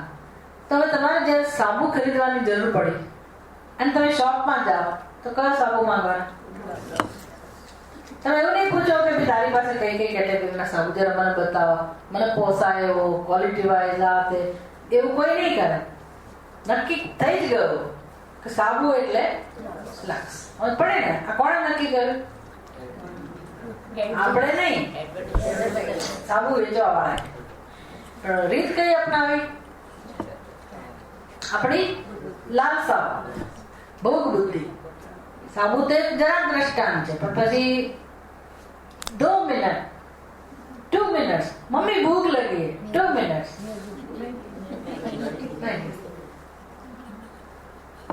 બસ આખી દુનિયા મેગી ખાતી થઈ ગઈ, બધા નાના મોટા બધા. એટલે આપણી બધી અંદર બધા પડેલું જ છે. પછી તમારે કેવા અલંકારો લેવા, કયો ઘાટ, કઈ સાડી, કયો રંગ, એ બધું આપણે નક્કી ના કરવાનું હોય. ક્યાંથી નક્કી થાય? ત્યાંથી નક્કી થાય. કેમ તો કે પેલી સિરિયલમાં, લેટેસ્ટ સિરિયલ, લેટેસ્ટ મૂવીમાં પેલી હિરોઈન આવા રંગના કપડા પહેરે, આ સ્ટાઇલ ના પહેરે, એટલે આખી દુનિયા નક્કી કરે કે અત્યારે શું ચાલે છે. ચપ્પલથી શરૂ કરીને બધું જ. એમાં આપણી બુદ્ધિ મોટે ભાગે કશો નિર્ણય લેતી નથી. અને આ બધું કેમ છે તો કે આપણી અંદર જે બધી વાસનાઓ પડી હોય એનું સંચાલન એ લોકો કરે અને થાય છે. આવું છે. એટલે કહે છે કે જીવનમાં, આ તો ઠીક છે, મેં તમને ખાલી દ્રષ્ટાંત આપ્યું સમજવા માટે કે કેવી રીતે આ બધો પ્રભાવ પડે છે આપણી ઉપર. પણ આપણે જે કર્મો કરીએ છીએ, જે પ્રકારના કર્મો કરીએ છીએ, એ બધાનો પ્રભાવ પડે કે ના પડે? જે સાંભળીએ, જે જોઈએ, અને પછી અંદર ઈચ્છાઓ તો પાર વગરની છે જ. એ ઈચ્છાઓનું ઉદ્દીપન મળે અને આની પ્રવૃત્તિ, અને પછી એ પ્રવૃત્તિ કર્મ, પછી કર્મનું ફળ, અને ભોગવે એટલે ભોગના સંસ્કાર, કર્મના સંસ્કાર, કર્મ ફળના સંસ્કાર. આ બધા સંસ્કારો બની જમા થઈ થઈને આપણું વ્યક્તિત્વ તૈયાર થાય. મને આ ગમે અને મને આ ના ગમે. અને આખી જિંદગી મારું સંચાલન કોણ કરે? સંસ્કાર. સંસ્કારો ક્યાં જમા થાય છે? મનમાં. એટલે મારું સંચાલન કોણ કરે? આ મન. આખી જિંદગી તમે એ મન કઈ રીતે મારું સંચાલન કરે? મન કઈ રીતે સંચાલન કરે? ઈચ્છા સ્ફુરે. ઈચ્છા ઉપર આપણો કેટલો કંટ્રોલ છે? કોઈ છે નિયંત્રણ? અને ઈચ્છા પૂછીને જન્મે છે કે આ યોગ્ય સમય છે કે નહીં, કે ભાઈ મારા ખિસ્સામાં પૈસા છે કે નહીં, કશું જ નહીં. ઈચ્છા જન્મે એટલે જન્મે. અને જે માથાભારે થાય, જિદ્દી થાય, પછી જો ઈચ્છા પૂરી ન થાય તો હું નિષ્ફળ, હું દુઃખી અથવા હું ક્રોધિત, એટલે હું કર્મ કરું છું. કેમ તો કે ઈચ્છા અશાંતિ સિવાય કશું આપતી નથી. એને દૂર કરવાનો ઉપાય દૂર કરવા નથી માંગતા આપણે, તો શું કરવા માંગીએ છીએ? પૂરી કરવા, પૂરી કરવી જોઈએ. બાળકો નહીં, બધા એમાં જીવન ચાલે. અને આ કાર્યક્રમ ક્યાં સુધી ચાલે? હે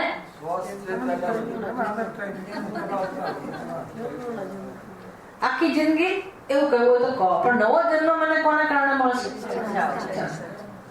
એટલે અત્યાર સુધી આપણને દોડાવે છે આ 84 લાખ યોનિમાં, એ કોણ? હવે શું લાગે છે કે અહીંયા થોભ આવવો જોઈએ કે ના, મુક્ત થવું જોઈએ કે ના થવું જોઈએ? હવે પડે ને આ વસ્તુ સમજાય તો હવે મારે ક્યાંથી શરૂઆત કરવી પડે? કે જે સંસ્કારો છે એમાંથી મુક્ત થવું છે. મુક્ત થવું છે તો કોની સહાય લેવી પડે? કારણ કે વ્યવસ્થા આખી એની છે. એને વ્યવસ્થા આપી, પણ મને બુદ્ધિ પણ આપી અને સ્વતંત્રતા પણ આપી. ચોઇસ ઇઝ યોર્સ, તમે પસંદ કરો. હવે સમય આવ્યો અને જો વિવેક આવ્યો હોય તો હવે હું ભદ્ર વસ્તુની પસંદગી કરું, કલ્યાણકારી વસ્તુની પસંદગી કરું કે અભદ્રની પસંદગી? ભોગમય જીવન માટે હું ઈચ્છા રાખું કે મોક્ષ માટે? નક્કી કરવાનું આપણે, ખરું? એટલે પ્રાર્થના છે. ભગવાનની કૃપા વગર, સહાયતા વગર આગળ વધી શકાય એવું નથી. એ દેવતાઓ મારા ઉપર કૃપા કરો કે કલ્યાણકારી વસ્તુઓનું શ્રવણ થાય.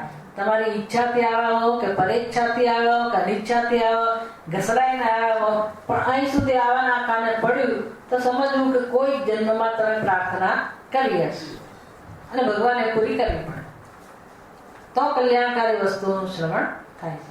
અને હવે શું બાકી રહ્યું? મને કિંમત થવી જોઈએ, મને સમજાવવું જોઈએ કે આ શ્રવણ કલ્યાણકારી શ્રવણ કહેવાય કે ના કહેવાય? શ્રવણ કરવા માટે જાગવું પડે. શ્રવણ તો બધા કાને તો પડે જ છે, પણ મને અંદર સમજાય, હું સાંભળું. સારું, પછી એમાં બધું આવી ગયું. શૃણુયામ દેવાહ પશ્યેમ અક્ષભિર યજત્રાહ. એ યજત્રા, એ દેવતા બીજા દેવતાઓને કહો કે મને આંખો વડે કલ્યાણકારી વસ્તુઓનું દર્શન થાય એવી કૃપા કરો. આગળની પ્રાર્થના, સ્થિરૈ અંગૈ તુષ્ટવાગમ સહ. ભગવાન આરોગ્ય આપો, સ્થિર અંગો, અંગોમાં સ્થિરતા આપો, શક્તિ આપો અને હું મારા ધ્યેય પૂર્વક આગળ વધું. સ્તનુભિ વ્યશેમ દેવહિતમ યદાયુઃ. મોક્ષ, આત્માનું જ્ઞાન એ મારા જીવનનું ધ્યેય છે. તો હે ભગવાન એવી કૃપા કરો, હે દેવતાઓ એવી કૃપા કરો કે હવેનું જીવન, હવેનું જીવન આયુ, જેટલું પણ આયુષ્ય હોય, જે પણ આયુષ્ય હોય એ નિરોગી હોય, સ્વસ્થ ચિત્ત વાળું હોય અને એ આયુષ્ય હું ભગવાનની પ્રાપ્તિ માટે, ભગવાનની સેવા માટે હું વાપરું. આ આપણો સંકલ્પ હોવો જોઈએ કે મારું જીવન હું પરમાત્માની પ્રાપ્તિ માટે, પરમાત્માની સેવા માટે હું કરું. પછી જે વ્યવસ્થા ભગવાન આપે, જ્યાં રાખે, જેવી રીતે રાખે, જે પણ સમય હોય, કપરો સમય હોય કે સારો સમય હોય, એ બધું મારે ભગવાનની વ્યવસ્થાના ભાગ રૂપે સમજવું પડે. પ્રાર્થના કરી એટલે આપણો એ છુટકારો થઈ ગયો બધામાં. હવે આગ્રહની જરૂર નથી કે આમ જ હોય તેમ જ હોય. પ્રાર્થના કરી તો ભગવાન કરશે બધું, આરોગ્ય સારું રાખશે, અનુકૂળતા પણ કરી આપશે. મારો સંકલ્પ કેવો હોવો જોઈએ? મારું જીવન પરમાત્માની પ્રાપ્તિ માટે, મોક્ષ માટે વપરાય. સ્વસ્તિના ઇન્દ્રો વૃદ્ધશ્રવાહ. ઇન્દ્ર એ અમારી પર કૃપા કરે. આ તો બધા મંત્ર જાણીતા જ છે. સ્વસ્તિના પૂષા વિશ્વદેવાહ વિશ્વવેદાહ. સૂર્યનારાયણ એ અમારા ઉપર કૃપા કરે. પછી ગરુડ અરિષ્ટ નેમિહિ, એ જે અમારા જીવનમાં મુશ્કેલી હોય, પ્રતિકૂળતા હોય, એ બધાનો સામનો કરવામાં સહાયભૂત કરે, પ્રતિકૂળતા દૂર કરે, વિઘ્નો દૂર કરે અને બૃહસ્પતિ અમારા જીવનમાં કલ્યાણ કરે અને 3 પ્રકારના તાપથી અમને મુક્ત કરે. શાંતિ શાંતિ શાંતિ. 3 તાપ એટલે કયા તાપ? આધ્યાત્મિક, ભૌતિક અને આધ્યાત્મિક. એટલે શું? ઊંઘ આવી એને શું કહેવાય? કંટાળો આવવો એને શું કહેવાય? આધ્યાત્મિક. આધ્યાત્મિક એટલે શું? આ શરીરને ધ્યાનમાં રાખીને. પરિતાપ એટલે મનની અશાંતિ એને શું કહેવાય? આધ્યાત્મિક. અંદરની બેચેની, થાક, આ બધું શું કહેવાય? આધ્યાત્મિક. પછી આદિભૌતિક. આ તો અહીંયા દયા છે ભગવાનની કે બહુ વરસાદ નથી, ધોધમાર વરસાદ હોય અને અહીંયા આવવાની મુશ્કેલી હોય તો આદિદૈવિક. આદિભૌતિક એટલે શું? અહીંયા બેસવાની જગ્યા ના હોય, માની લો તમને બેસવા ખુરશી ના મળે, મચ્છર પાર વગર ના હોય, તો આ બધાને શું કહેવાય? તારી બાજુમાં જ ભટકાઈ ગયું કે મારે આમાં જ કરા કરવું પડે. આપણે કોઈ ઊંચું માણસ બેસી રૂમમાં બાજુમાં કોઈ કહેવા મળી ગયા, આપણે રૂમમાં જ. એ તો સારું, બધાને ઓછું ગ્રુપ છે એટલે એકદમ સિલેક્ટેડ તમને ચોઈસ મળે છે. એટલે હમણાં એવું હોય કે ભાઈઓ સાથે ભાઈઓ, બહેનો સાથે બહેનો, એક રૂમમાં 3-3, 4-4 તો જોવા જેવું હોય કે સંઘર્ષ ચાલ્યા જ કરે. આ બધાને શું કહેવાય? આદિભૌતિક. આ બધા પ્રકારના જે તાપ છે જીવનમાં, ભગવાન એમાંથી અમને મુક્ત કરો. સારું, હવે આપણું ઉપનિષદ શરૂ કરીએ. કયા પાના ઉપર છે? 10મા પાના ઉપર. પ્રશ્ન ઉપનિષદ. ઉપનિષદનું નામ કેમ આવું પડ્યું? કારણ કે પ્રશ્નથી શરૂઆત થાય છે. અને એવું છે કે 6 મુનિઓ, આ ઉપનિષદના 6 ખંડ છે, 6 પ્રશ્નો છે. એમાં ગુરુ અને શિષ્ય એના સંવાદમાં આપણને ઉપદેશ મળે છે, એના માધ્યમથી. 6 મુનિઓ છે, એનું વર્ણન કરશે. જુદા જુદા દેશમાંથી, જુદા જુદા ગોત્રમાંથી બ્રહ્મનિષ્ઠ કક્ષાના મહાત્માઓ, મુનિઓ વિચરણ કરી રહ્યા છે અને ગુરુની શોધમાં છે. અને એ જે પ્રશ્ન પૂછે 6 મુનિ, એ 6 ખંડમાં એનો જે ઉત્તર આપવામાં આવ્યો એના માધ્યમથી આપણને આખી જે વસ્તુ, વાસ્તવિકતા છે તત્વની, એ આપણને સમજ આપવામાં આવે છે. અને એ માટેનું ઉપનિષદ નામ છે પ્રશ્ન ઉપનિષદ. ઓમ સુકેશાચ ભારદ્વાજઃ શૈવ્યશ્ચ સત્યકામઃ સૌર્યાયણી ચ ગાર્ગ્યઃ કૌસલ્યાશ્ચાશુલાયનઃ ભાર્ગવો વૈદર્ભિઃ ગબંધી કાત્યાયનઃ હરિતે બ્રહ્મપરાઃ બ્રહ્મનિષ્ઠાઃ પરમ બ્રહ્માન્વેષમાણાઃ એષઃ વૈ તત્સર્વં વક્ષ્યતિ ઇતિ તેહ સમિત્પાણયઃ ભગવન્तं पिप्पलादं उपसन्नाः.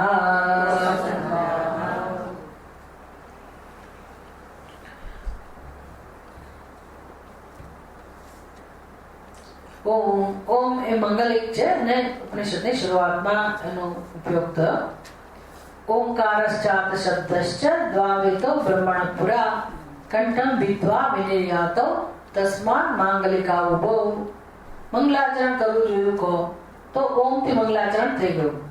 કેમ તો કે ઓમકાર અને અર્થ શબ્દ આ બંને માંગલિક શબ્દ કહેવાય છે. અર્થ એનાથી પણ મંગળ શરૂઆત થાય. કેમ તો કે બ્રહ્માજી જ્યારે સૃષ્ટિ ઉત્પત્તિ કરી તો મંગળમાં સૌથી પહેલા શુભ પ્રારંભમાં બ્રહ્માજીના કંઠમાંથી આ 2 શબ્દો પ્રગટ થયા. ઓમ અથ, ઓમ અથ, ઓમ અથ, આ પ્રકાર. એટલે ઓમકાર પણ માંગલિક શબ્દ છે અને અથ પણ મંગળકારી શબ્દ છે. સુકેશા ચ ભારદ્વાજ. અહીંયા એની સરનેમ સાથે, ગોત્ર સાથે નામ છે. સુકેશા નામના ઋષિ મુનિ અને ભરદ્વાજના પુત્ર ભારદ્વાજ. સુકેશા ભારદ્વાજ. એ નામથી જ ખબર પડી જાય કે એના પિતાનું નામ શું હશે. જેમ કે વાસુદેવ. વાસુદેવ એટલે કોણ? કૃષ્ણ. પણ એના પિતાનું નામ શું? વસુદેવ. એટલે વાસુદેવ શબ્દ પોતે જ કહી દે કે એના પિતાનું નામ શું હશે. જાનકી, જનક રાજાની પુત્રી. પાર્વતી, પિતા કોણ છે આપણને કહી આપે. આવી સંસ્કૃત ભાષા છે. સરસ. સુકેશા ચ ભારદ્વાજ. પછી બીજા મુનિ શૈબ્યશ્ચ સત્યકામ. એટલે શિબી રાજાના પુત્ર શૈબ્ય. શૈબ્ય રાજાનો જે પુત્ર છે એ સત્યકામ. પછી સૌર્યાયણી ચ ગાર્ગ્ય. સૌર્યાયણી એટલે સૂર્ય, તસ્ય આપત્યમ સૌર્ય, તસ્ય આપત્યમ સૌર્યાયણી. ત્રીજી પેઢી સૌર્યાયણી એટલે સૂર્ય, એનો પુત્ર સૌર્ય અને એનો પુત્ર એટલે સૌર્યાયણી. ત્રીજી પેઢીમાં પુત્ર છે સૌર્યાયણી. અને કયા કુળમાં જન્મેલો છે? ગાર્ગ્ય. ગાર્ગ્ય.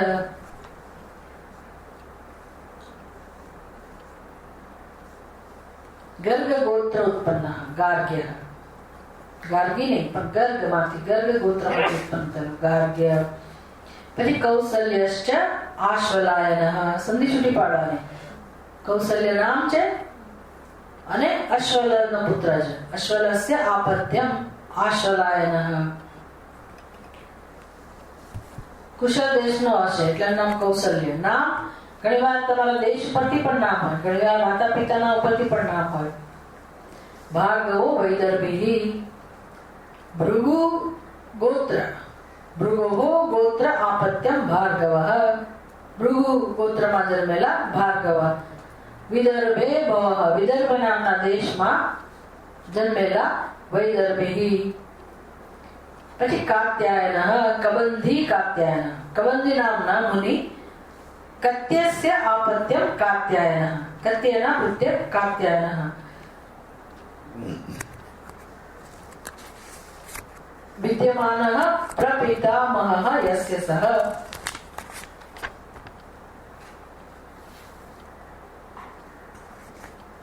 હજી જેના પિતામાં જીવે છે એવા એટલે કત્યના પ્રપૌત્ર કાત્યાયનઃ.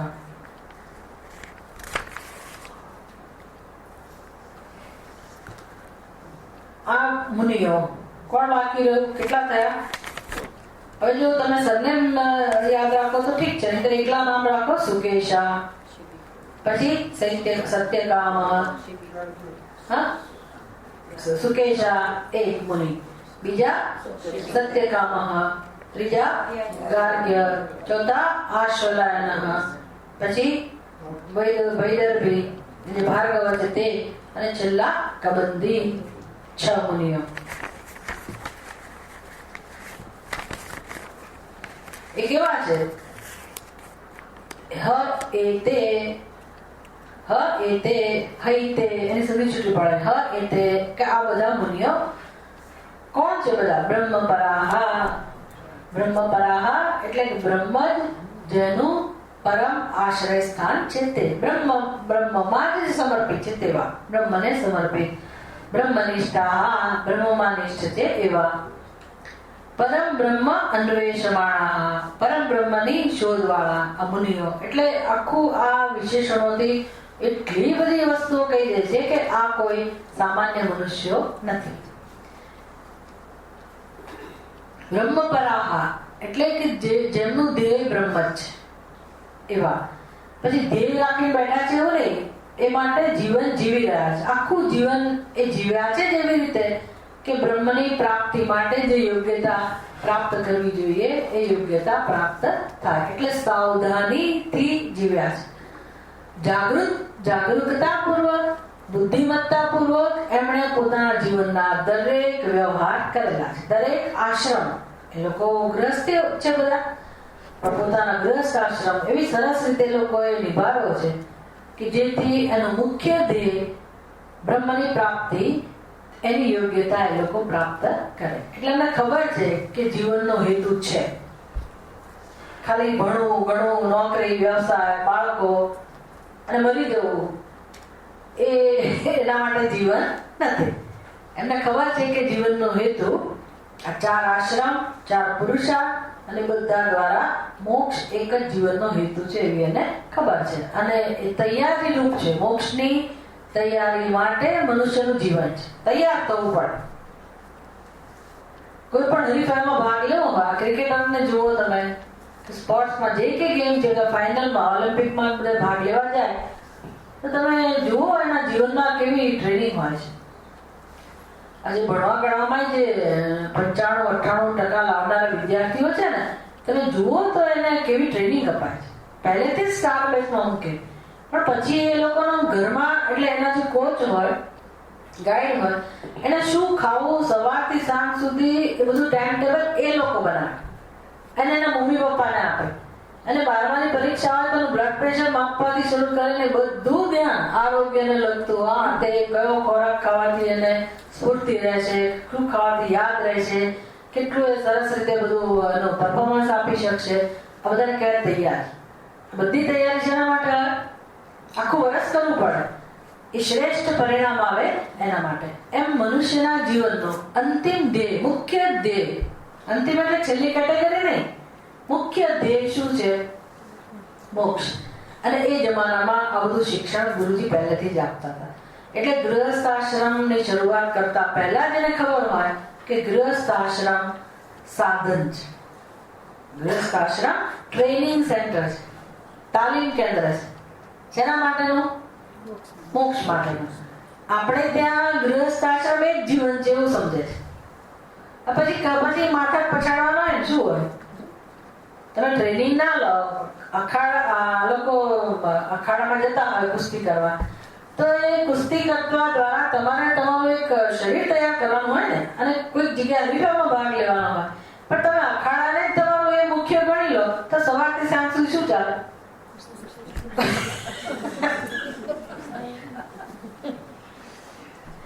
એમાં ગૃહસ્થ આશ્રમ એક જ જીવન, એને જીવન ગણી લીધું તો ત્યાં બીજું હોય શું? માથા પછાડવા સિવાય શું હોય? અને બધાને કે મારે કઈ કામ જરૂર નથી, બધાને અનુભવ છે. એટલે મારે કે તમારી હા જવાબની જરૂર નથી.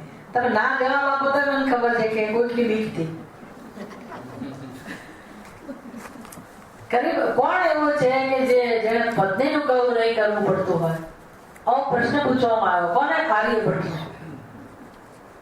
પ્રશ્ન પૂછવામાં આવ્યો, એને હજી સુધી જવાબ મળ્યો નથી. એટલે એમાંથી શેની શોધ થઈ?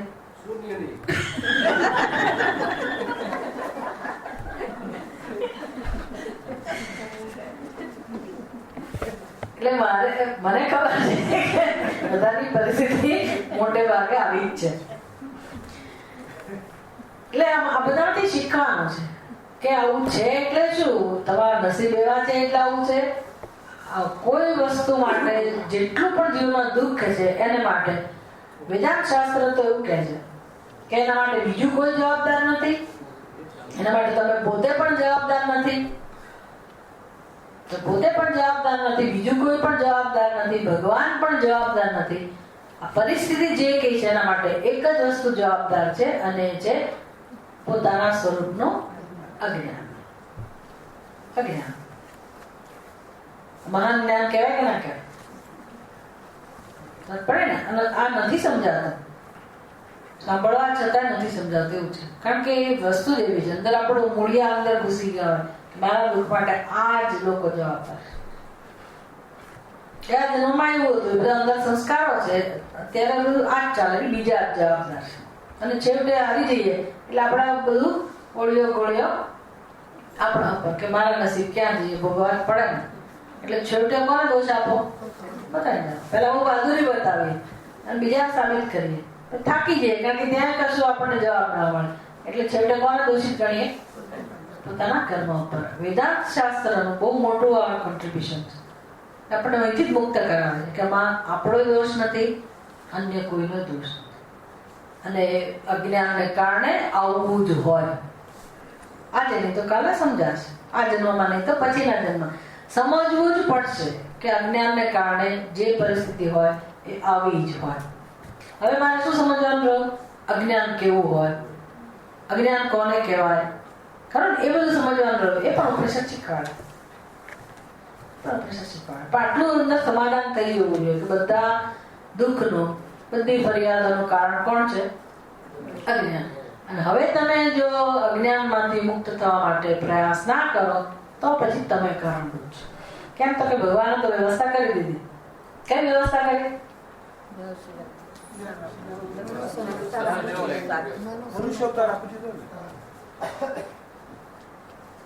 આટલા બધા મનુષ્યો ક્યાં દૂર કરે છે જ્ઞાન? બધું સમજવાનું. ભગવાનની કૃપા એટલે મનુષ્ય થયા પછી 80 વર્ષ સુધી લોકો નથી જાગતા. ચાલો કંઈક આપણે જાગ્યા અને કંઈક સત્સંગનો આપણને લાભ મળ્યો, થોડો વિચાર કરતા થયા. આ બધી સમજવાનું. આ બધું હશે તો પછી એ દિશામાં કામ થશે. બધું અઘરું છે. એટલે આ મુનિઓ આખી જિંદગી આવી રીતે બુદ્ધિપૂર્વક જીવન જીવ્યા છે. એમણે વેડફી નથી નાખ્યું. એમના જીવનમાં સંઘર્ષ હોય જ. આવું આપણે જે તકલીફો છે એવી જ હોય, પણ એમણે આપણા એમના જીવનમાં શું ફેર છે? એટલું બધું કહેવાનું છે ને મને ચિંતા એમ થાય કે કેટલી શિબિરો થઈ જશે, એક શિબિરમાં પૂરું નહીં થાય. મારી ટેવ એવી છે કે મારે બધું કહેવું જ હોય. જવા દો ને, આટલું બાયપાસ કર, એવું મારાથી નહીં થાય. મને તો થોડુંક પણ સમજાય તો સારું. બસ આખું ઉપનિષદ તો થઈ જાય પૂરું, વાંધો નથી, કરી શકાય, પણ એનો કોઈ અર્થ નથી. એટલે એમ થાય કે ભલે થોડું ત્યારે થોડું, પણ અંદર જાય, એક બેના હૃદયમાં જાય તોય ભગવાનની દયા છે. અઘરું છે એટલા માટે. બધાય સમજી શકે, બધાય તૈયાર હોય તો બધાને સમજાય, ના સમજાયું છે જ નહીં. આપણા જીવનમાં અને એમના જીવનમાં શું ફેર છે? આટલો જ ફેર છે. આપણે યાંત્રિક જીવન જીવીએ છીએ અને એ લોકો બધી ખબર છે કે આ એક એક કર્મને હું એમાંથી કમાણી કરી શકું. વ્યવસ્થા આવી છે મનુષ્યના જીવનની. વ્યવસ્થા કેવી છે? તો કે પશુઓ અને ડોવાને કોઈ ગણતરીનું વ્યવસ્થા જ નથી. એને તો કર્મ કરે જ છૂટકો. એના કર્મો એટલે આ ભોગવવાના કર્મો. ભૂખ લાગે એટલે ખાવાના જ છે, ભય લાગે એટલે એની પ્રવૃત્તિ થવાની જ છે. એ બધી પ્રવૃત્તિ જેને પ્રોગ્રામ્ડ લાઈફ કહેવાય, એને એ લોકો જીવે છે. એટલે એ બિચારા તો ભોગવવા જન્મ્યા છે. આપણે ભોગવવા જન્મ્યા નથી. ભોગવવું પડે. ગયા વખતનું જે કઈ તીવ્ર પ્રાર્થ ભોગવવું પડે, પણ સાથે સાથે બીજી કઈ છૂટ છે? કરવાની, નવું કરવાની છૂટ છે કે નહીં? અને એ એવું છે કે જીવનની વ્યવસ્થા એવી છે કે જન્મ્યા ત્યારથી ભોગવીએ પણ છીએ અને કરીએ પણ છીએ. ધારો કે ભોજન સમજણા થયા અને આપણે નાસ્તો કરતા હોઈએ, આપણે ઘરમાં નાસ્તો આપ્યો હોય તો નાસ્તો કરવાની પ્રવૃત્તિ, એમાં કોઈ બાળક એનો સ્વભાવ એવો હોય કે પોતે નાસ્તો પોતાનો ભાગ આપ્યો હોય તોય તે એનો મિત્ર આવ્યો હોય તો એને આપશે, અને બીજું બાળક છે પોતે ખાય છે, એને એવું ના થાય કે હું બીજાને ના આપું. તો એનું કર્મ થયું કે ના થયું? ભોગવી જ રહ્યો છે નાસ્તો, ભોગ જ છે, એના ભાગ્યમાં જ છે. પણ સાથે સાથે એ એકલો નથી ભોગવતો અને બીજાને આપતો હોય તો એનું કર્મ થયું કે નહીં? એટલે ભોગવવાનું ને કરવાનું, ભોગવવાનું ને કરવાનું બધું સાથે જ છે. તો એ જે કર્મ કરે છે એનાથી એને કોઈ નવું કમાણી થાય કે ના થાય? એને નવા સંસ્કાર જમા થાય કે ના થાય? એનો પ્રભાવ બીજાઓ પડે કે ના પડે? વિચાર કરો. આવા એક એક કર્મ જ્યારથી સમજણા થયા ત્યારથી જો સાવધાની પૂર્વક આપણે કર્મ કરીએ, ખબર હોય કે મારા કર્મો એનો ઘણો બધો પ્રભાવ પડે. તમે સંસ્કારથી જ આવો લઈને જન્મે આવું કરો જુદી વાત છે, અને નવા તમે સમજ સાથે કર્મ કરો તો તમારું દરેક કર્મ નવા બીજ રોપતું જાય. પડે ને? આવી વ્યવસ્થા મનુષ્યને ભગવાને આપી છે. તો એ તમને કર્મનું ફળ મળવાનું કે નહીં મળવાનું? તમે વિચાર કરો કે આવા દરેક કર્મો આપણા હોય તો આપણું કલ્યાણ થાય કે ના થાય? આવા અનેક કર્મો અનેક લોકો કરતા જ હોય છે, પણ એમને ખબર નથી કે આ કર્મનું જે ફળ મને મળે છે એ ઉત્કૃષ્ટ ફળ મળે છે ને. આ બહુ મોટી મૂડી કહેવાય. આવો સ્વભાવ હો એ ભગવાનની કૃપા કહેવાય. આપણે રડ્યા કરીએ છીએ, જોયું આખી જિંદગી ઘસાયા તોય મને મળ્યું નહીં, આને મારો ગેરફાયદો ઉઠાવ્યો. પહેલા પણ ઉઠાવવા દો ને, તમે શું ખોટું કર્યું? પણ મને બધા મૂર્ખ બનાવ્યા. તમે મૂર્ખ બન્યા? તમે જયારે કહો છો મને બીજા મૂર્ખ બનાવી રહ્યા છે, એટલી ખબર છે કે તમે મૂર્ખ બનો છો. અને ધારો કે બીજા મૂર્ખ બનાવે છે એવી સભાનતા રાખીને હું એ કામ ચાલુ રાખું તો હું મૂર્ખ બની કહેવા. એ લોકો ભલે આનંદ લે કે જોયું કેવું મૂર્ખ બનાવ્યા, તો એનું કર્મ. હું શું કામ મારી ક્વોલિટી જે ભગવાને આપી છે કે મારી અંદર છે, હું શું કામ આનો દુરુપયોગ કરું? આટલી માણસને ખબર નથી. અને એ માણસ બંધ થઈ જાય સત્કર્મ કરતા. તો શું કહેવાનું? આવું નાનું નાનું નાનું નાનું જે માણસ ધ્યાન રાખે અને પોતે પોતાના કર્મોથી જ એવી રીતે જીવન જીવે કે જેથી એનું કલ્યાણ થતું જાય. પછી જેને ખબર જ હોય કે અંતઃકરણ શુદ્ધિ એ જ ઉપાય છે, એનું જીવન તો કેટલું સરસ હોય. ભગવાન એક જ ધ્યેય છે, ભગવાનની આરાધના, ભગવાનની સેવા એક જ ધ્યેય હોય. એ માણસ તો પૂછું જ છું, આ એક કક્ષાના લોકો છે કે જ્યાં અધર્મના આચરણનો તો પ્રશ્ન જ નથી. કોઈ સ્વાર્થને કારણે, ભોગ બુદ્ધિને કારણે, ખોટા માર્ગદર્શનને કારણે જે અધર્મનું આચરણ તો નથી જ કરતા, પણ નાના નાનું દરેક કર્મ ભગવાનની સેવાના રૂપમાં એ લોકો કરે છે. અને ધ્યેય ખબર છે કે અમારે ભગવાનને પ્રાપ્ત કરવા છે. એવા બ્રહ્મનિષ્ઠ એ લોકોનું જીવન આવું છે. આપણું યાંત્રિક, સવાર પડીને ટાઈમ ટેબલ ગોઠવેલું હોય, દોડ્યા કરી નાખી. પછી મારા કયા કર્મથી, કયા શબ્દોથી, કઈ ભાવનાથી કોને કેટલું દુઃખ પહોંચ્યું એ હિસાબ કિતાબ કરતા નથી. શું લાગે તમને? જીવન પૂરું થવા આવ્યું અને આપણે નથી વિચારી શકતા એવું નથી, પણ કયા ક્ષેત્રમાં વિચારીએ છીએ? હું અને મારા. અને યાંત્રિક કહેવાય.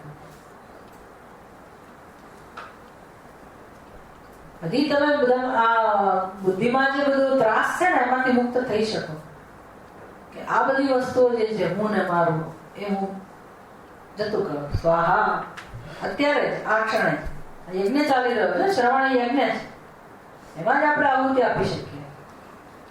બીજી ખોટી સમજ છે એની આહુતિ આપી શકીએ અને ભગવાનને પ્રાર્થના કરી શકીએ કે અમારું જીવન અમે સાવધાની પૂર્વક જીવીએ, બુદ્ધિપૂર્વક જીવીએ. પણ હવે એવી કક્ષાએ પહોંચેલા છીએ ને એટલે શું કરવું? બુદ્ધિ એવી બની ગઈ કે આપણને સાથ નથી. એટલે પ્રાર્થના કરવાની. બ્રહ્મનિષ્ઠા પરમ બ્રહ્મ અન્વેષમાણા. તો બ્રહ્મનિષ્ઠ આપણે તો એવું જ માનીએ છીએ કે બ્રહ્મનિષ્ઠ એટલે બ્રહ્મજ્ઞાની, ખરું ને? પણ બીજો અર્થ પણ થાય. બ્રહ્મના ઘણા બધા અર્થ થાય. બ્રહ્મ એટલે બ્રહ્માજી, બ્રહ્મ એટલે વેદ, બ્રહ્મ એટલે બ્રાહ્મણ અને બ્રહ્મ એટલે પરમ બ્રહ્મ પરમાત્મા. 4 અર્થ થાય. તો પરમાત્મા સ્વરૂપમાં નિષ્ઠ છે એને બ્રહ્મનિષ્ઠ કહેવાય. વેદમાં જે ઉપદેશ આપેલો છે, બ્રહ્માજી જે ઉપદેશ આપેલો છે એમાં જેની નિષ્ઠા છે એને પણ બ્રહ્મનિષ્ઠ કહેવાય.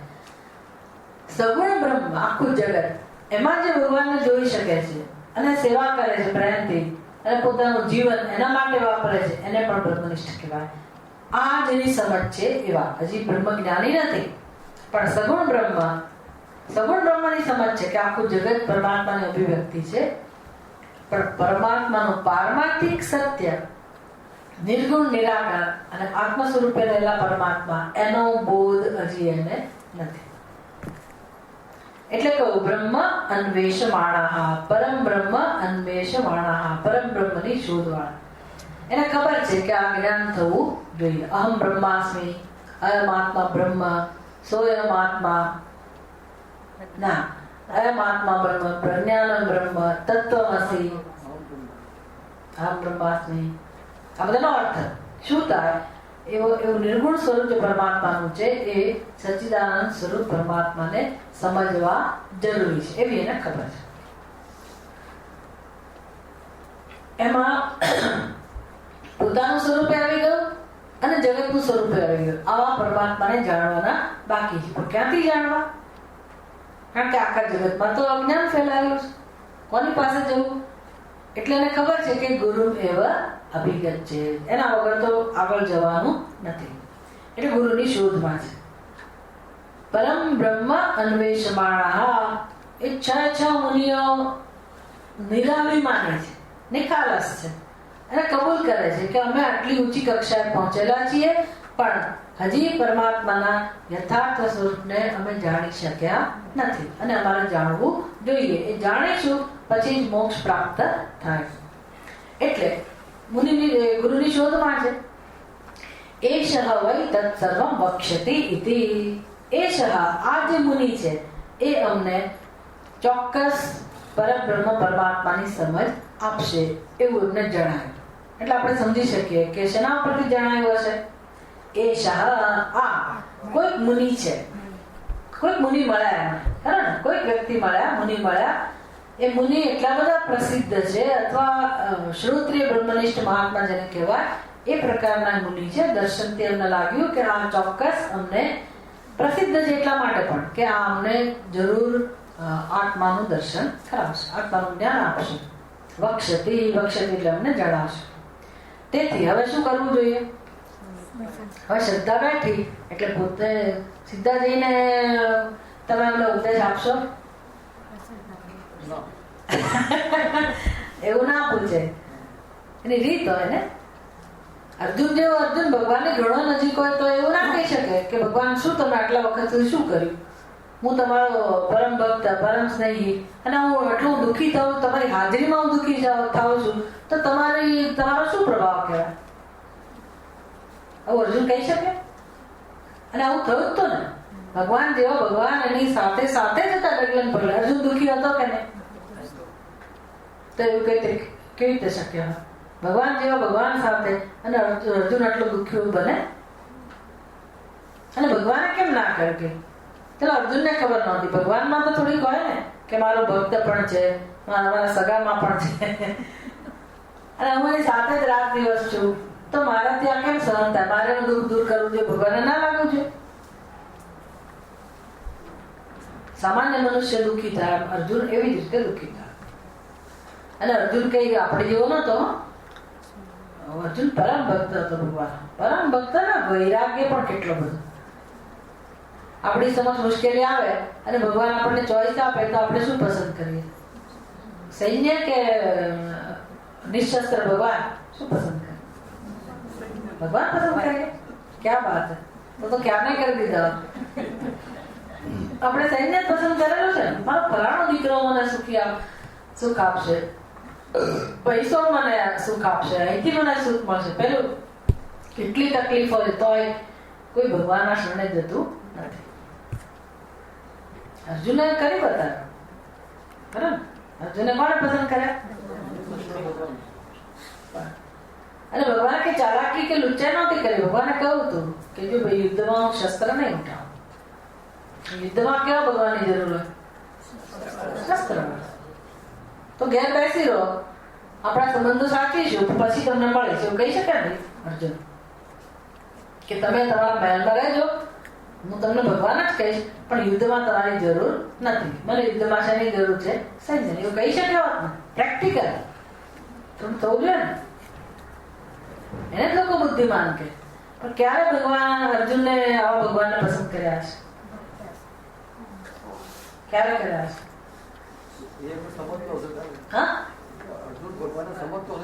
સમજતો અને ભગવાનમાં અપાર શ્રદ્ધા.